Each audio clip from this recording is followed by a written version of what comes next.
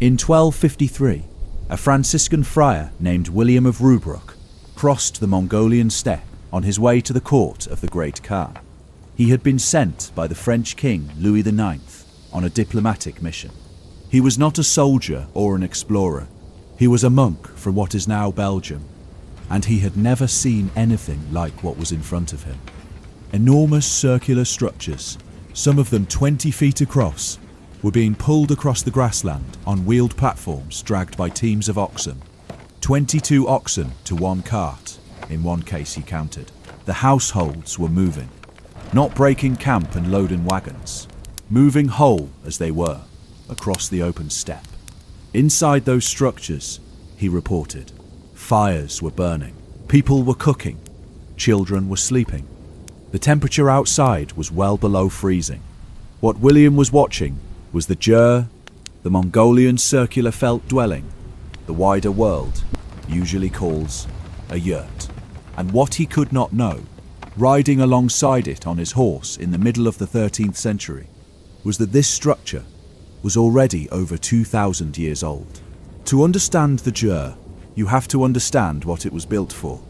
The Mongolian steppe is one of the more difficult places on Earth to live. Not because of the cold alone, though the cold is severe. Winter temperatures drop to -40°C regularly, and in the north, -50°C is not unusual. The steppe is hard because of the combination. In summer, the same ground reaches 40°C. The temperature range across a single year can exceed 80 degrees. There is almost no tree cover across thousands of kilometers. The wind is constant and comes from the north, and the grass moves, which means the animals that eat the grass move, which means the people who keep those animals have to move with them. Mongolian nomadic pastoralism is built around 5 animals: sheep, goats, horses, cattle, and camels. Each has different grazing needs and different cold tolerances. A herding family might move 4 or 5 times a year, following seasonal pastures across a territory they know in detail, where the grass is in spring, where the water is in summer, where the sheltered ground is in winter.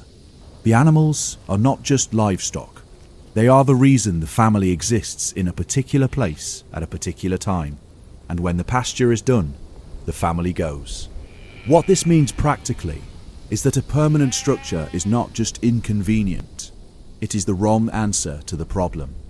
You cannot build a stone house and then leave it for 8 months. What you need is a structure that works in the worst weather the steppe can produce, that can be taken apart and loaded onto animals or a cart, that can be put back up somewhere else, and that any adult member of the household can assemble and disassemble without special tools. The Ger is that structure, and the reason it still exists in essentially the same form it had 3,000 years ago is that it solves all of those problems correctly. The Ger has 5 components.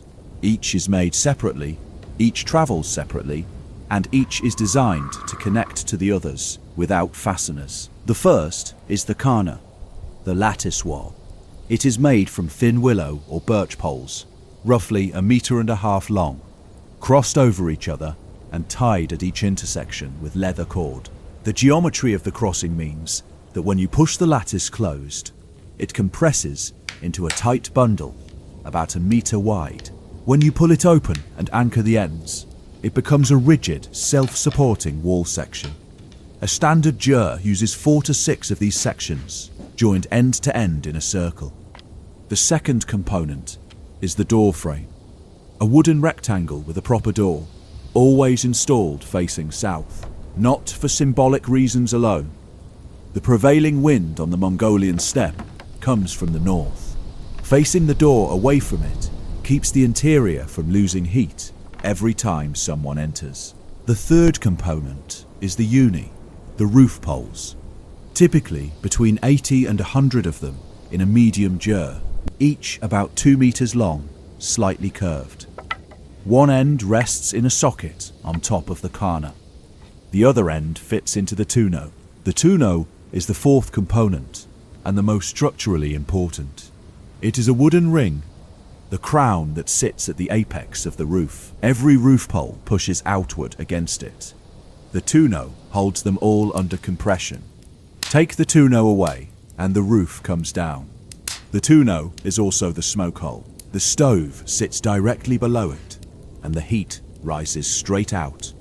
A felt flap attached to one of the roof poles can be opened or closed from inside by pulling a cord, depending on wind direction and how much smoke needs to escape. The fifth component is the felt covering, Is the Ger in Mongolian.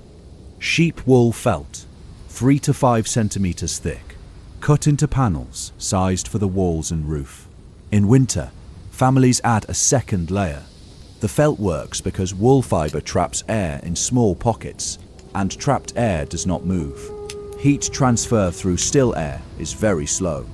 A properly layered ger can maintain an interior temperature of 20 degrees Celsius above zero, when outside it is minus 40 degrees Celsius. A difference of 60 degrees across a few centimeters of compressed wool. Assembly goes in a specific order. Door frame first, anchored to the ground. Then the corner sections connected to the door frame and to each other, forming the complete circle. Then the tonneau raised on 2 forked poles in the center of the floor. Then the roof poles inserted, one at a time, each end clipped into the tonneau and rested on the top of the corner. When the last pole goes in, the structure becomes rigid. The ring holds everything in tension. Then the felt goes on in layers. First the roof panels, then the wall panels, then the outer cover.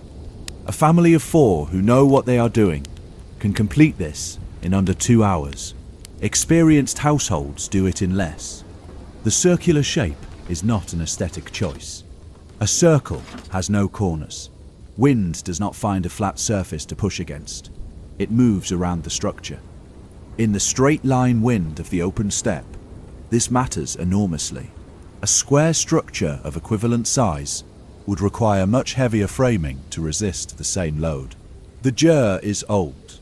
Exactly how old is not settled, but felt-covered circular dwellings appear in Chinese records from the Han Dynasty, which means at least the 2nd century BC. Archaeological evidence from burial mounds in the Eurasian steppe pushes the basic design back further, to at least the 1st millennium BC, and likely before that. What we know for certain is that by the time of the Mongol Empire in the 13th century, the ger had been refined over a very long time into the form it essentially still holds. Genghis Khan held court in a ger. His successors did the same. The great administrative centre of the empire, Karakorum, was a permanent city, but the Khans themselves preferred to conduct their most important business in gers erected outside it. William of Rubruck described what he saw in enough detail to be useful. The largest gers he encountered, the ones being pulled by the oxen, were the households of senior wives in the imperial family. The biggest measured roughly 30 feet across. The platform sat on 4-wheeled carts. The structure above was assembled and stayed assembled as it travelled. He described a court that lived inside while moving, which struck him as strange, and which is obvious if you understand what the ger is and what the steppe requires. The Persian historian Juvayni, writing in the 1260s, recorded the logistics of the Mongol court in enough detail to give some sense of the scale. The great Khan's household on the move was not a camp that broke and reformed. It was a city that travelled, structured around hundreds of gers organised by rank and function, with the Khan's own dwelling at the centre and everything arranged in relation to it. This organisation had a name. The Mongolian word Urdu meant the Khan's headquarters, the whole mobile court. The English word that eventually came from it, through Turkic and then through contact with later steppe peoples, is horde. The Mongol Empire collapsed in stages across the 14th and 15th centuries. The ger did not collapse with it.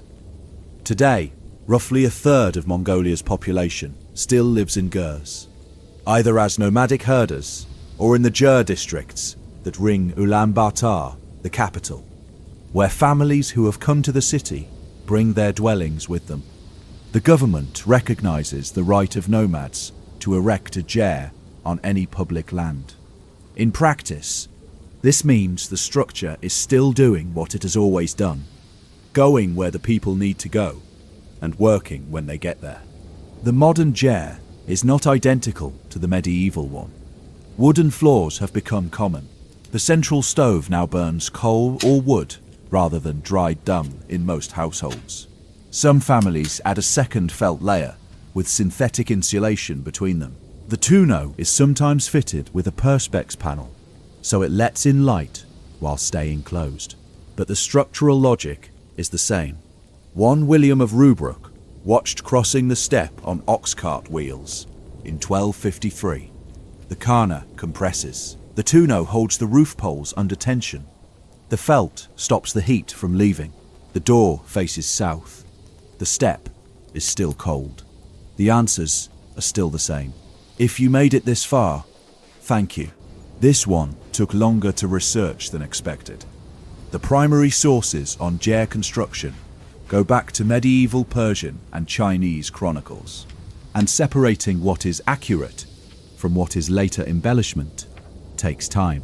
If you want more on how people built things that worked, before concrete, before steel, before any of the materials we now take for granted, subscribe.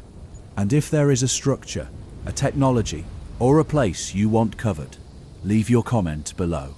I read all of them.